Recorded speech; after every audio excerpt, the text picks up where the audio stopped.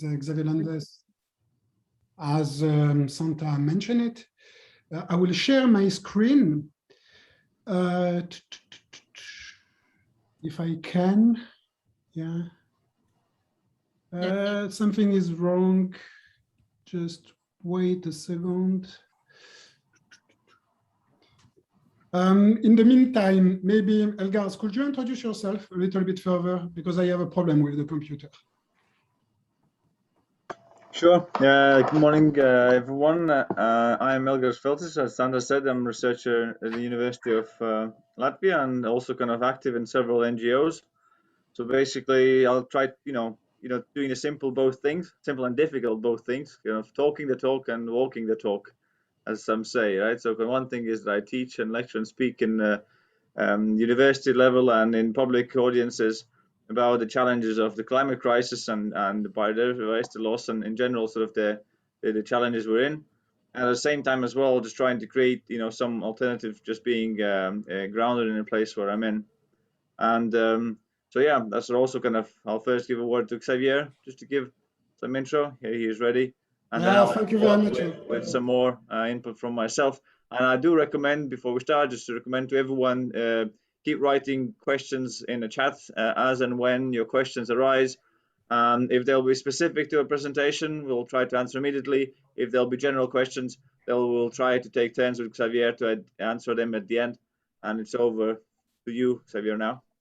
Thank you very much, Elgars, for filling in when I'm quite having a difficulty. So sorry for these difficulties. So basically, because I attended to the last 5 minutes of the previous event, and I could understand that some of you were a little bit like tired because the content was packed apparently yesterday. So I want to tranquilize you, meaning that I have a lot of content in my PowerPoint, but I will not develop all the content. So there are slides on which I will pass very quickly, but I will leave them. Why? Because Santa will share this PowerPoint with you later on. And there are pieces of information I think are interesting for you to know. And also at the very end of the presentation, you have a list of references and resources that you can check if you want to know a little bit more about the Latvian situation. So that being said, again, I'm a associate professor at the Stockholm School of Economics in Riga. I'm trained as an economist, political scientist, and lately as a philosopher. I'm teaching climate change, among other things. And part of what I'm about to say today is linked to this experience as teaching climate change and trying to engage students. So basically what I've noticed during my time teaching in Latvia is a kind of when we leave a little bit the superficial level, the lack of interest of people or the lack of concern toward climate change. And that is confirmed, you will see, by various surveys. Elgars, I know that you will mention some that you have been doing. There is also 2 surveys that I'm mentioning at the end in resources, and I have some slide on them, the Eurobarometer from the European Commission. And when we compare with other European countries, Latvia is one of the countries with the lowest concern for climate change. And so basically as a teacher, you can imagine that especially if what I'm teaching is climate change, I'm very concerned with it. I'm trying to find a way to engage the students that I have in front of me and also a broader audience through articles and things like this. I'm trying to find tricks. And so my talk will be about that. I think that this apathy of the Latvian population that is not proper to the Latvian population that you can find in any country could be explained partly by some misconception about climate change. So the key point of my short presentation, 15 minutes, are the following. The first is that Latvia is and will be more exposed to climate risk and climate change than widely assumed, especially within the Latvian population. The second, my second point, key point, is to say that actually this lack of concern, awareness, interest, call it as you want, in the society hampers adaptation, and I don't even mention mitigation policy. So meaning that this lack of realization of the seriousness of climate change for Europe and for Latvia in particular explain why a big part of the population is not ready to take the appropriate steps and do the necessary sacrifice in order, for instance, to adapt forestry or adapt the agricultural practices or set into motion action initiative that will protect the Riga and coastal cities towards sea level rise. Okay.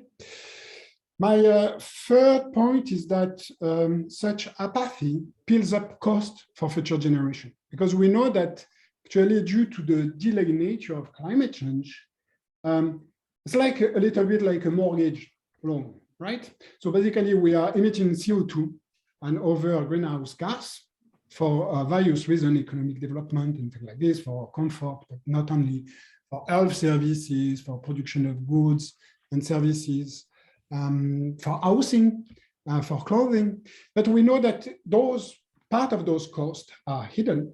They are environmental costs in terms of increased temperature, more frequent extreme climate events, drought and things like this. And those costs will be paid mostly by future generations, right? And so there is this problem is global when we look at mitigation, reducing or cutting CO2 emission and other greenhouse gas emission. But when we consider adaptation, the second kind of policy, so concrete steps that could be taken in order to adapt to forthcoming changes, this problem is becoming a local national problem in Latvia, namely the apathy of big part of the Latvian population and the decision makers will have a concrete cost for future Latvian generation. The one that will be living close to the sea, for instance, the one that will exposed to flood during springs, and so on and so forth. Okay, to wildfires and so basically, as I was saying, my fourth point, and that is quite an open question with you, it's okay, how do we deal with this apathy or lack of concern, lack of commitment? I know that Elgars will develop a little bit more on that. So let's proceed further. So there are some misconceptions. Some are not proper to Latvia. Probably you will recognize some of them. Probably they are very spread in your country. So climate change, first misconception, is uniquely an affair of average global temperatures. While it's not the case, actually, average global temperature is one of the indicators to kind of say the importance of climate change, but it's just one indicator. And the variable, the key variable is the increased concentration of greenhouse gases in the atmosphere. And so basically, since most of the Latvian population see climate change as being an affair of global average temperature, and when we discuss that in the media, the numbers that come very often is 2 degrees. We need to keep global warming within 2 degrees of increase. Many people in Latvia, they think, okay, that's not actually a big deal, climate change, because even if we hit the 2 degrees increase by the end of the century, what not to like? We live in northern latitude. 2 degrees more in summer could give us a nicer summer, a longer time spent on the beach and swimming. And since the winters, they can be harsh in Latvia, 2 degrees more just guarantee that we have a little bit milder summer. There is a completely not recognizing that first talk about global average temperature that are quite misleading when we speak about climate change, because what matters is the local climate situation. The global average temperature are what they are, average temperatures for the Earth. But there are a lot of variation, variance, dispersion in the local condition. And when we look at Latvia, that is situated quite north in the latitude, we know that the northern latitude, they will be quite impacted by climate change. And they will have increase if we stay focused on the increase of temperature. they will have increase of temperature that will be larger than the average. There are several reasons for that. One is the albedo effect. So the fact that the northern latitude, they are part of the year, and sometimes a big part of the year covered by ice and snow. And the ice and snow reflect part of the solar radiation back into the space. It's called the albedo effect. With rising temperature, what will happen is that you have a decreased snow and ice cover. And actually, the soil and the seas, the oceans, the Arctic Sea, for instance, they will warm up very fast and faster than the rest of the world. So basically, Latvia, we know that this effect, the decreased albedo effect, will come into play for Latvia. Latvia will suffer from that because there will be a decrease, significant decrease of the snow and ice cover during winter. So it's wrong to assume that because of the northern location, Latvia will be less affected. There I will pass on that. It's a NASA animation that show the temperature anomalies for the last 140 years. And you can see, starting from the 90s, you will see if you go through it, that the anomalies, they kind of peel up. They are more important in the northern atmosphere. The closer you get to the North Pole, the more anomalies. That is a second slide I will pass very quickly on. It's an evaluation, a projection of temperature for the end of the century for Latvia, according to the 4 RCP scenario, the main scenario used by the Intergovernmental Panel on Climate Change. And you can see and compare with the average temperature increase projected for those scenarios. For the Earth, usually, I mean, all the time, Latvian temperature, they are over the projected increase of temperature are over for each scenario than the global average temperature. Okay, temperature for Riga, same. And don't worry, all the slides will be available after the lecture, and all the websites are listed in the resources chapter. So basically, there is also 2 other misconceptions that kind of have an enduring life is the fact that climate change will gradually unfold in a linear manner, and it's not proper to Latvian population to believe that. And so we have time.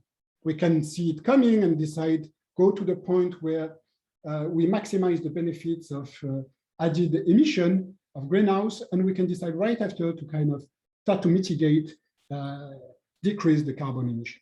But actually, that's not how the Earth system, the Earth climate works, and there are tipping points. So we don't know when they will be gauged, to which extent.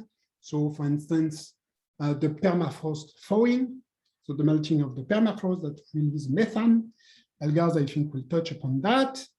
The loss of big part of the ice cap of Greenland and West Antarctica, another tipping point. So basically what's going on is that when those tipping points are crossed, the kind of the effect of climate change will be more dramatic, will not follow a linear form, will not be proportional to the greenhouse gas emitted. And the climate itself will be thrown out of balance and will become much more unpredictable. So we'll leave this window of predictability that has been characterizing Earth climate since the last glacial period. So basically over the last thousand of years. So basically, there is also this enduring belief that reducing or cutting carbon emission will just fix the issue. Actually, we know that it won't. Even if we stop emitting carbon and other greenhouse gas tomorrow, we have already committed generation, at least until the end of the century, to dangerous climate changes. And so there is something that is probably more specific to Latvia, is that addressing climate change is a luxury. So there are more pressing issues, especially you have heard that in the opening talks from the Minister, I think, of Education, that there are economic worries. So Latvia has been hit very hard by the last financial crisis in 2008. And that explained the concern that many people have about the economic situation. And a concern, and you have other concern like on education, on the declining population, that might in some population override concern for environmental climate change in general. Okay, so at the end of the day, many people in Latvia, they believe that, okay, climate change is a luxury, something that we take care of once all the other important stuff are taken care of. There, it's extracted from the Eurobarometer 490. I will not detail all of them, but you can see that Latvia is at the bottom when asked the question, which of the following do you consider to be the single most serious problem facing the world as a whole? Basically, Latvian population, 11% thinks that climate change is the most important major issue. And usually what they think actually in 2019, they found that international terrorism was the most pressing issue. And when you kind of bundle the first four issues that are mentioned by people, only 42% is there of the Latvian population mentioned among the four major issues climate change. Okay, so quite low. It's among the lowest in the European Union. So why do those conceptions matter? Except, I mean, in addition to teaching climate change as I do, because they hinder climate action, mitigation, but also adaptation. Why is that? Is that actually climate action relies on two pillars. The first is what we call climate model downscaling. So basically what we are trying to figure out when you have to decide action of a country, of a municipality, so it could be interesting for your next meeting to address that with the representative of Riga municipality, is that you downscale a global climate model. You downscale them to the regional level and the sub-regional level, right? But I have a question there. Okay, I will address this question later, Megan. Okay. So basically, that is one thing. But the climate model, they don't give you the potential impact. So the climate model, they give you what we can call the climate exposure of a region or a place or location, right? After that, the kind of the vulnerability of the place and the potential harms, costs, damages that will unfold depend on the local specifics, right? And those are not contained in global climate models. It depends on the economic structure, the social relationship, the strength of the institution, for instance. And that actually means that when you have to figure out to evaluate the climate vulnerability of a place, you rely on the local and specialized knowledge.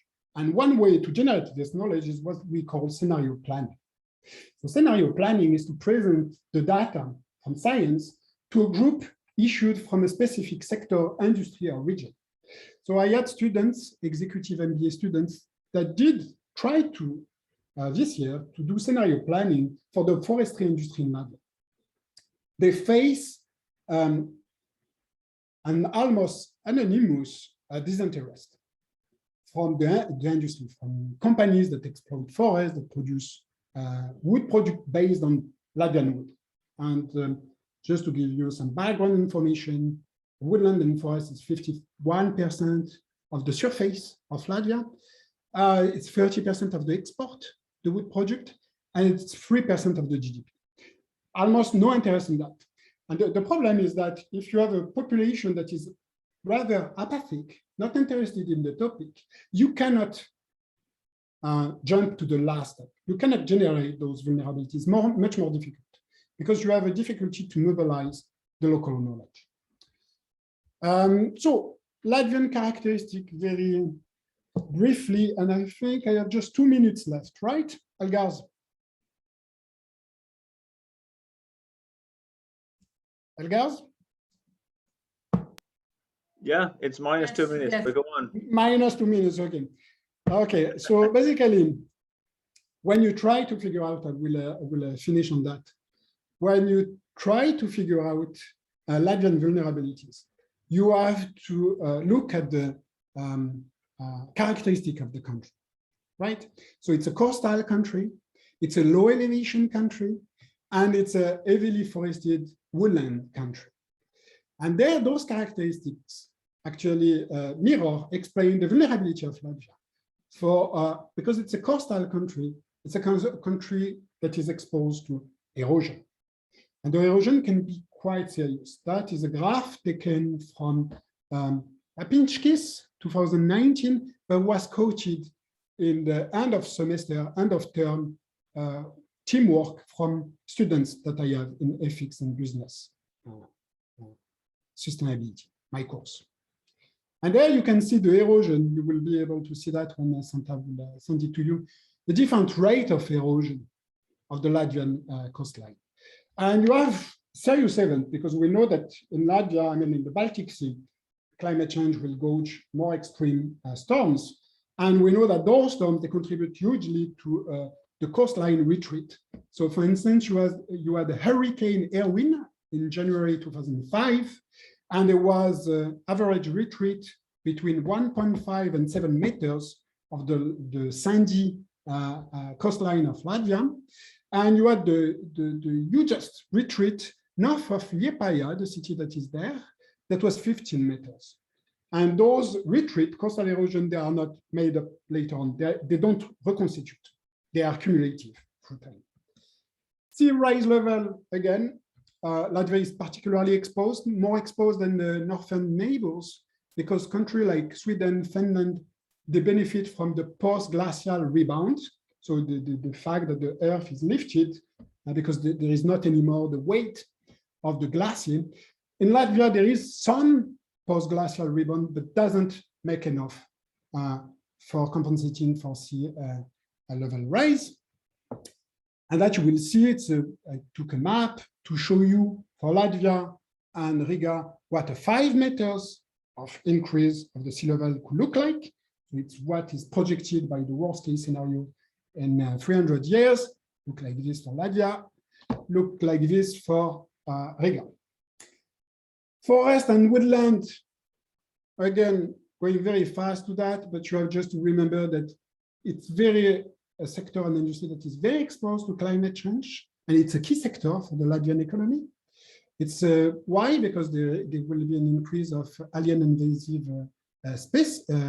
species, so pests, for instance, like this European spruce bark beetle, so bacteria, fungi, viruses.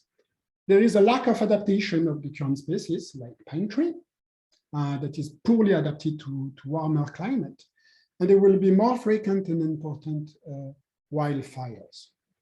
And the fact that it will be milder winters, also it's a problem, because the pests will not die, there will be more flow, the root system of the trees will be less grounded, go less deep in the ground.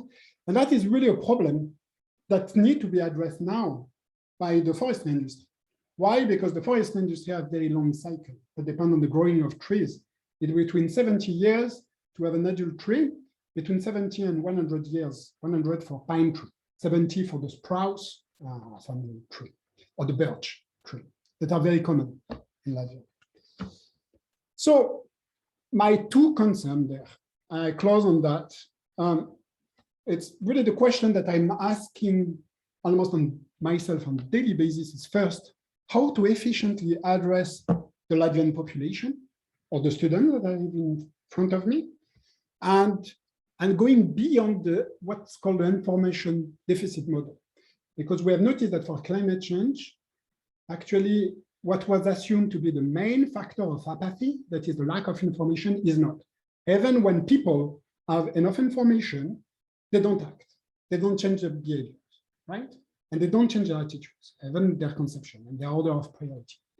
And there's also to find a right balance between excessive optimism that will lead nowhere except to delay necessary action, and excessive pessimism that actually will lead to another problem, that is fear, helplessness syndrome, and the fact that people will not act. Why? Because if we are all doomed, why doing anything for the climate? Why adapting?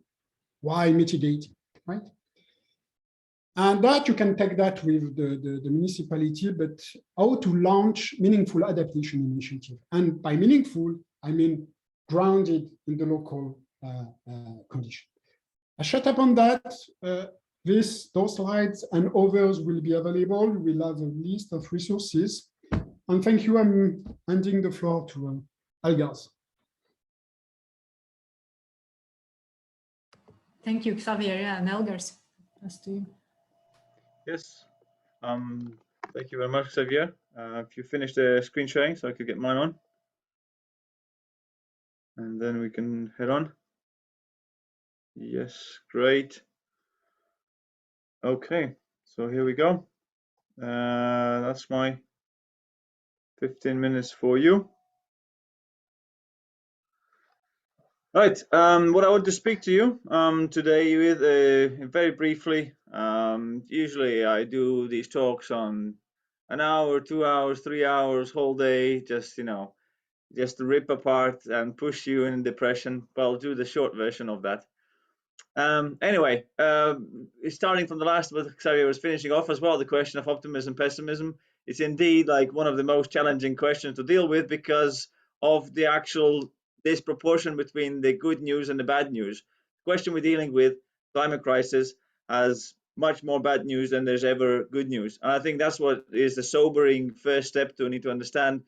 And I think a metaphor of uncurable illness is a good metaphor to use it, right? So a person who knows that is incurably ill will just think, okay, what matters the most? What do we do about it? So basically, it's quite evidence-based to say that kind of the how bad it has gone with the climate crisis now is pretty much sort of planetary level uncurable illness. Yeah, as Xavier rightly says, even if we stop emissions now, we're still kind of there's the feedback loops are set in motion that will make matters worse. But the essential question still is that we still need to act, so regardless of how bad it is, but the bad news are there. So basically 3 things I want to leave you with. The first one, still give a short summary of like why actually what I mean by this saying that it's really bad and why we need to kind of be sober and clear about it. And I hope you are, most of you, but just still. Second one, just to give you short, also additional info of attitudes of Latvian society with this, and kind of also the lack of knowledge often as well, and what we need to deal with as well. That these questions, it's not just that we know technologically or scientifically what to do with it. It's also how we need to create that out there in societies. And finally, the third one shortly as well, just to give this over Europe sort of look on how things are and kind of what we need to be concerned about. So to start with, of actually where we are is, I find this graph very helpful in really sketching out in a half joke, half serious way of where we are.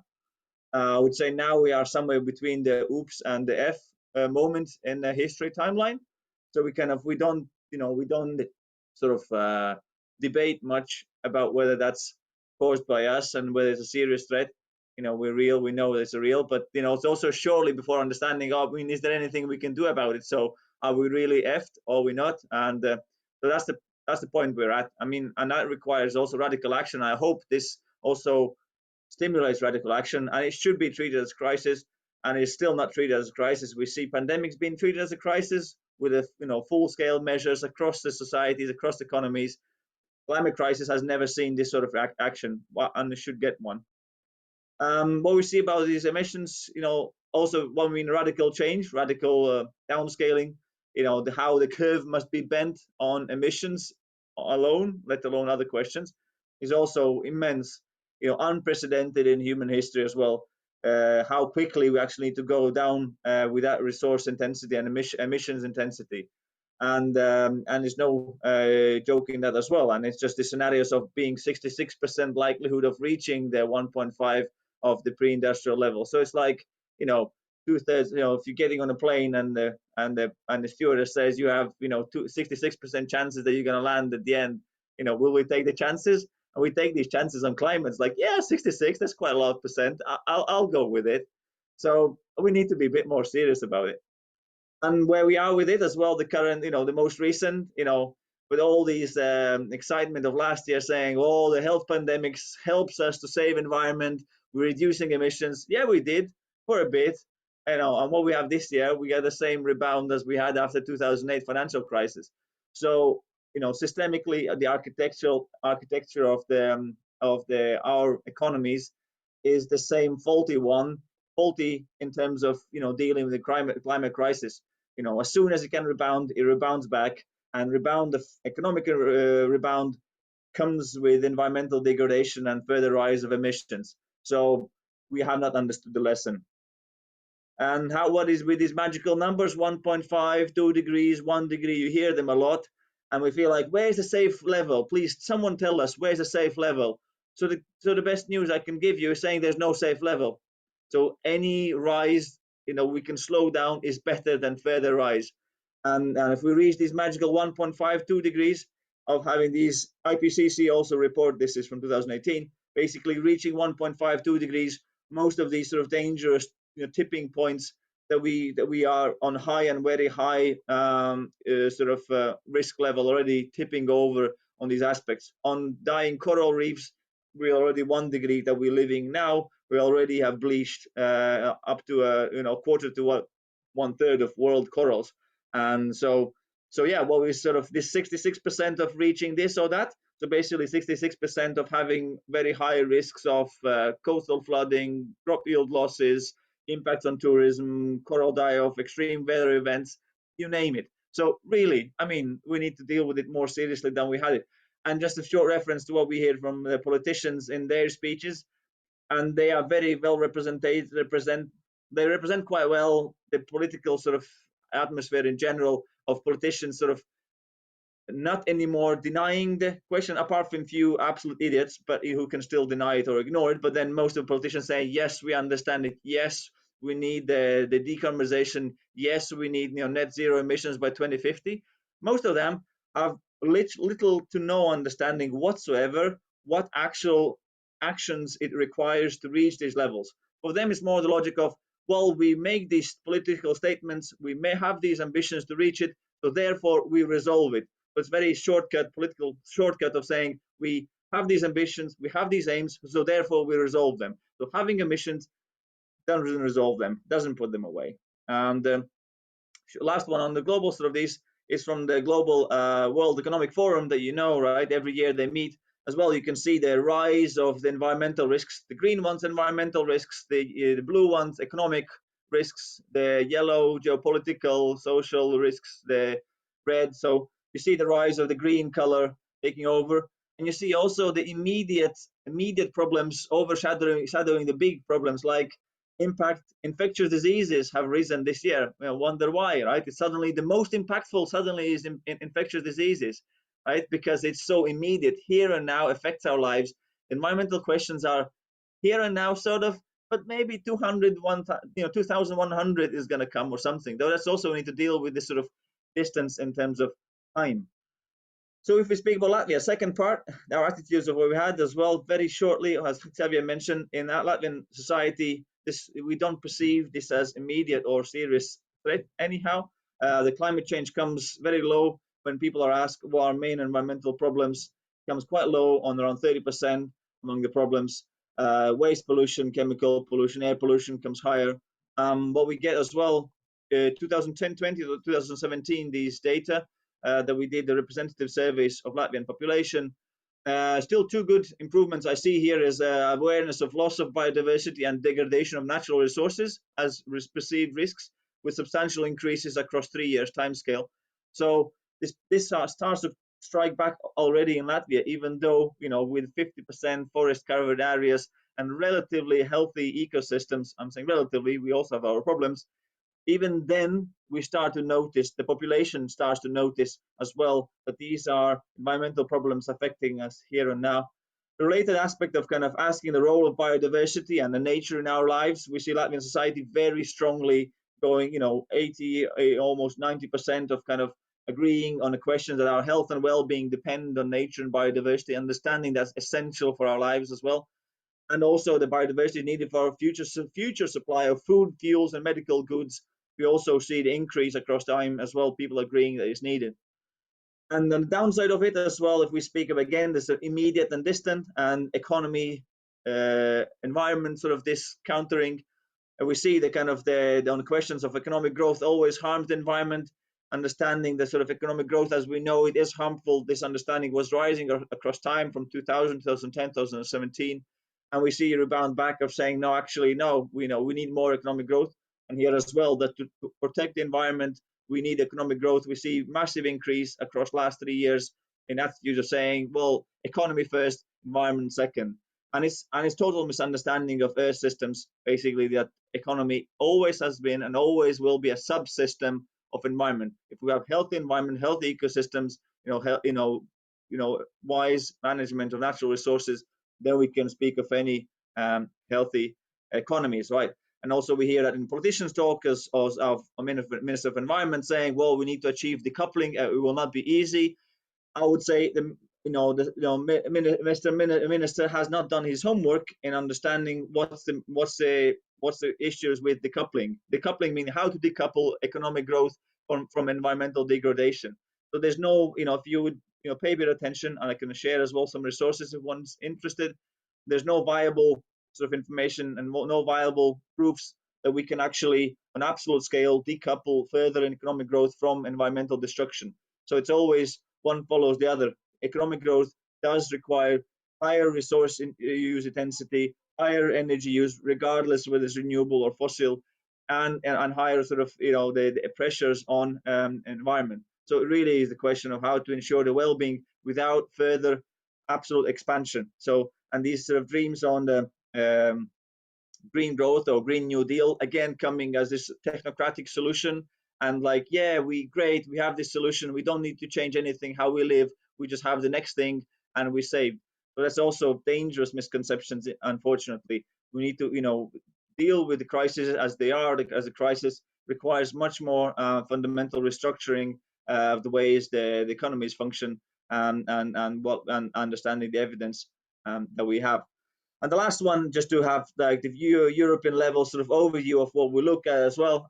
This is from the International Organization of Migration as well, which would be again interesting separate topic as well, how the climate crisis affects already and will keep affecting international migration and flow of people as well from areas which become close to uninhabitable or uninhabitable as a result of climate crisis. Is also something that not many take into account. As Xavier was saying, many Latvians think of higher temperatures in Latvia as like, wow, we're going to be the next Mediterranean, nice beach resorts, more tourism, more income, more prosperous, so much fun. How about these tourists are not coming from luxurious countries, but tourists who has, nothing but their lives if they are successful to reach Latvia alive? And then how would accommodate a couple of million more if we have only 2 million in Latvia? Not many people think about those things, indeed. And what we see in European level, indeed, there's predicted sort of more climate sort of impacts in Southern Europe, and Northern Europe are showing kind of more precipitation, a bit more of the rains. And again, not taking into account that the rain pattern becomes more erratic, less predictable, with these extreme weather events. We just see just a short one as well. We see as well in Northern Germany, it could be more rain, so a bit more rain, not bad. If you follow what happened as well in there with the floods in Germany, it wasn't just a bit more of a rain. It's like a couple of months of rainfall in a couple of days. I mean, this is what climate crisis looks like. So really, I think we need to get serious with it. We need to stay hopeful. We need to stay motivated. But we also should not be living in sort of false promises that it's going to be just fine, just going to get some renewable technologies and we're going to be all right. We're not going to be all right. But we need to think seriously like how we deal with this problem and how we save what we can save, how we focus on what is most important now in our lives, in our community lives. There's always valuable things we can do at whichever scale that is, but please just don't live in some delusions and thinking that just some bit of technology or greenwashing will save us at the end of the day. So thank you for my time here, and I think we could just, Xavier, I think you have given your thought on stacking up the questions and responding, and I'll check the questions now to give some response of mine as well. Yeah, Thank you, Elgars. I will start to answer. There was a couple of questions directed to me, so it leaves you time, Elgars, to go through the question yourself. So basically, yeah, there was a question for me from Megan. What initiative have been trying to address this apathy and generate more engagement in the Latvian general public? What's working well in this regard and why? I'm thinking especially at an educational and relational level. And there was also a question from Juliet about, is the Ministry of Education in Latvia committed to well inform the young population? Did the program change and are now adapted to the situation? So kind of the two questions I will answer from my side. Probably, Elgars, you will have things to say about it. For the initiative, I'm not aware of large-scale initiatives about climate change in Latvia that are directed by the authorities. I'm not aware, but I might be missing something. Now, at the educational level, for 1 year now, we have the obligation to offer 2 courses in Latvian University, one on civil defense, one on climate change. But the problem is that I might experience that at my university. I will not let you know for sure, but you have to struggle to fight your way to integrate climate change as part of the mandatory courses. You have to be very creative, namely to repurpose a former course. That was my case. Because the law first is very vague on how to integrate climate change as a mandatory part of the program. And you have resistance within different institutions, because if you have to create a course, it can sound silly to you, but you have to devote ECTS to this. So you have to remove ECTS from another course. And sometimes you have some kind of cockfight going on there. That's on my side. Elgars?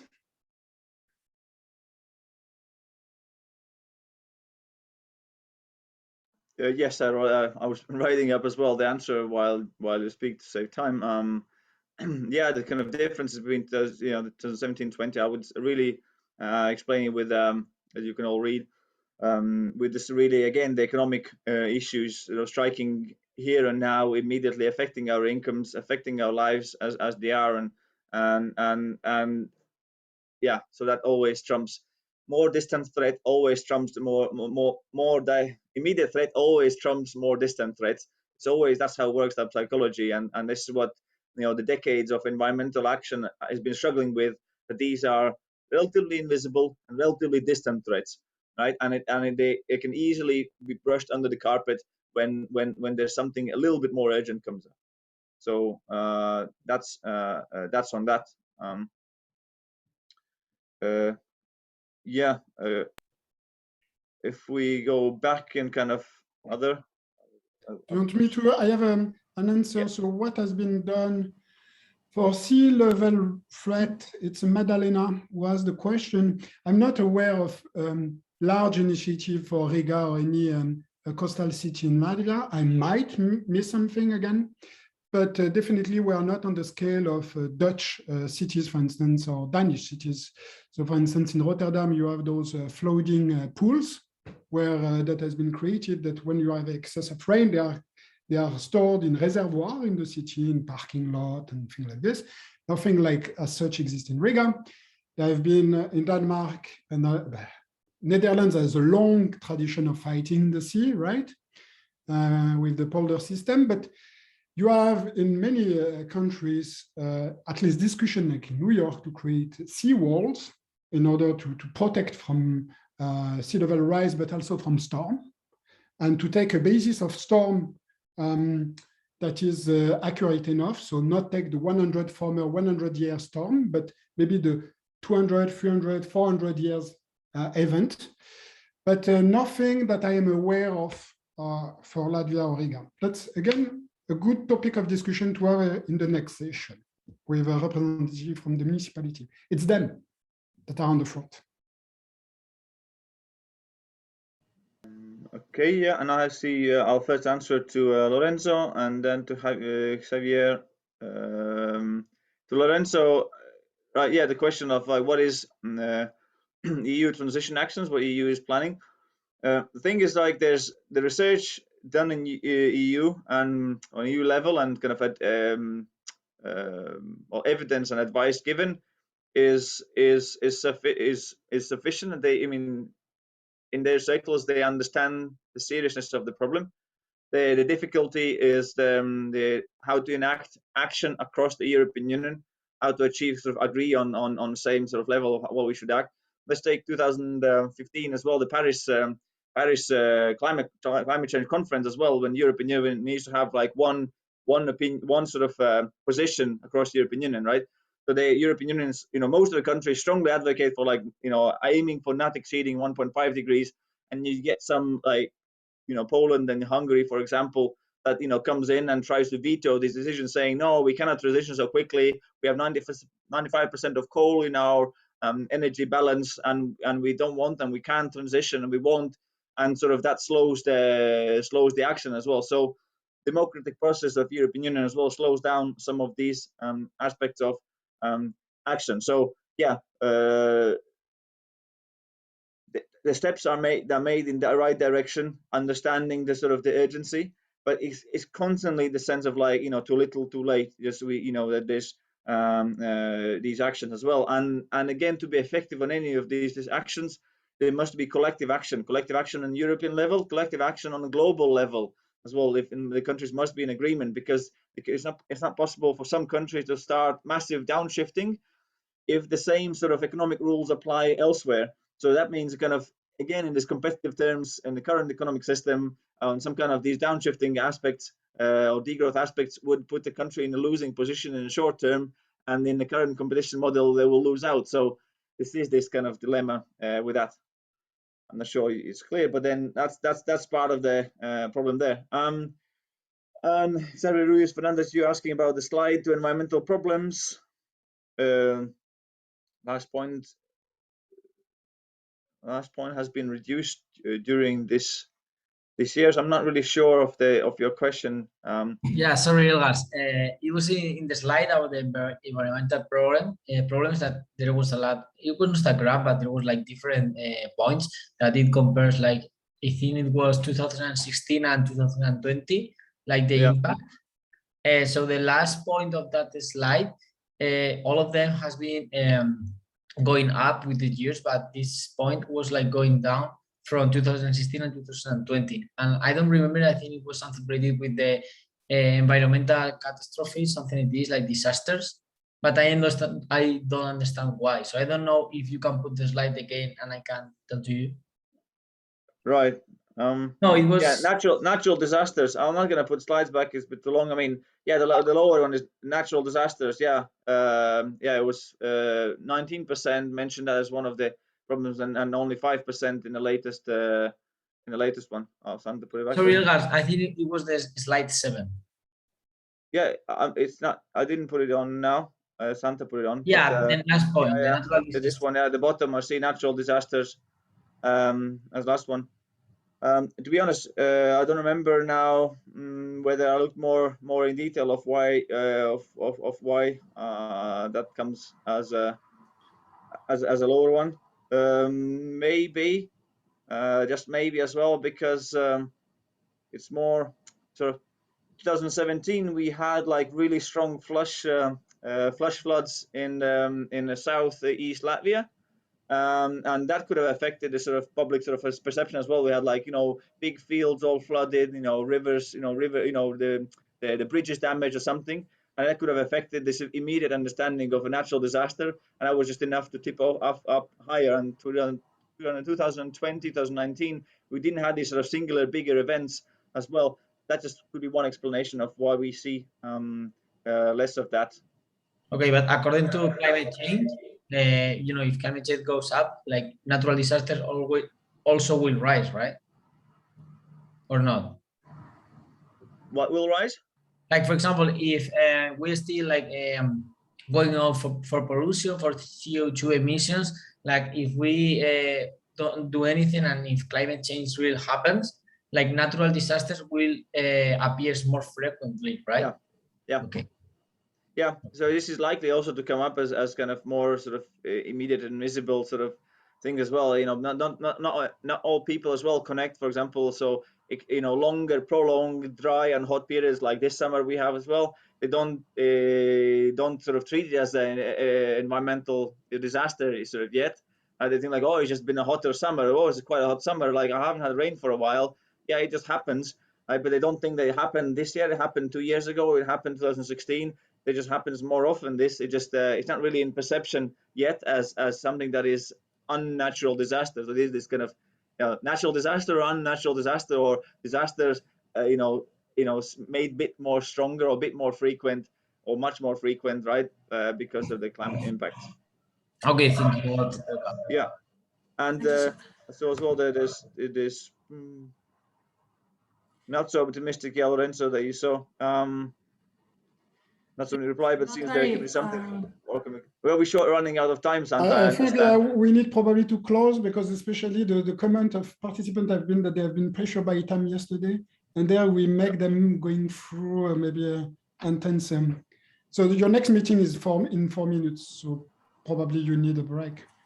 So I think Xavier and Elgars, if we could do that, I see that there is still Felipe, like a bit of rhetoric question as well, and there was also one from the about the business sector and what they are doing. So is it possible that you would answer that in written form if you have any specific answers on that? Elgars and Xavier, is it that we could send later the answer to that? Yes, okay. So now I know that there are potentially more questions coming up and popping. Actually, Elgars and Xavier are ready to, on Friday, when you have stakeholder meeting, they're ready to come in and have discussion with you. So so on Friday, they will be available for you to meet. So I guess if you see that you still want to reach out to them, then it will be possible to do that. At the moment, I see that we have already time for our break. So I would kind of give you still the 8 minutes break. And if we could meet at 40 past like 40, 1:40, and we could meet the Riga municipality people. So Nika and Yanis, representatives, I would say that they could also answer some of your questions more specifically related to the municipality, but I guess they're all interconnected. So yes, do you agree that we meet at 11:40? I'm time zones. Yeah. Yes, okay, so let's meet on 11:40. And yeah, thank you, Elgars and Xavier. And thanks, Elgars, thanks, Santa, for the organization. Thank you to all of you for your attention. Thank you. Thank you very much. Thank you very much, Xavier. Thank you.